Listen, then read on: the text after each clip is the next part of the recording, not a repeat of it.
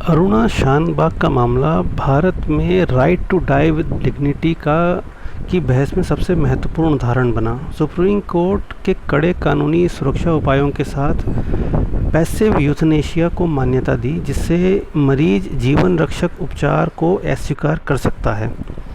भारत में बढ़ती उम्र की आबादी और असाध्य बीमारियों के कारण जीवन के अंतिम चरण में देखभाल का महत्व बढ़ गया है। आधुनिक चिकित्सा लंबे समय तक शरीर को जीवित रख सकती है, लेकिन हमेशा सार्थक और गुणवत्तापूर्ण जीवन वापस नहीं दे सकती। गरिमापूर्ण मृत्यु का अधिकार संविधान के अनुच्छेद 21 में के तहत गरिमापूर्ण जीवन के अधिकार का ही हिस्सा माना जाता है। लिविंग विल यानी कि एडवांस डायरेक्टिव को कानूनी मान्यता प्राप्त है, जिससे व्यक्ति पहले से अपनी चिकित्सा संबंधी इच्छाएं लिख सकता है। मरीज अचेत अवस्था में वेजिटेटिव स्टेट में हो तो उसे स्वर्ण निर्णय को सर्वोत्तम हित यानी बेस्ट इंटरेस्ट में ध्यान में रखकर लिया जाना चाहिए।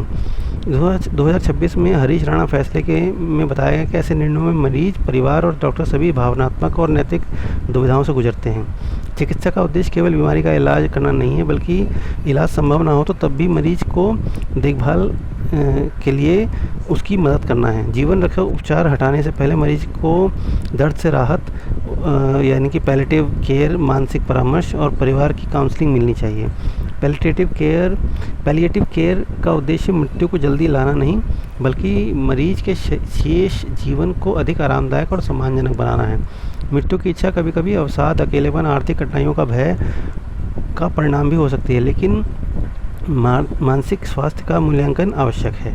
बुजुर्गों और दिव्यांगों को, गंभीर रूप से बीमार और आर्थिक रूप से कमज़ोर लोगों को किसी दबाव में निर्णय लेने से बचाने के लिए मजबूत कानूनी सुरक्षा देने का भरोसा सरकार को देना ही चाहिए।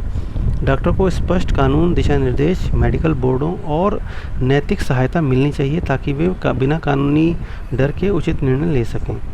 एक संवेदनशील और सभ्य स्वास्थ्य व्यवस्था वही है जो इलाज समाप्त हो जाए तब भी देखभाल और सम्मान बनाए रखें, क्योंकि यहीं से सच्चे अर्थों की गरिमा की शुरुआत होती है। जय हिंद, जय भारत।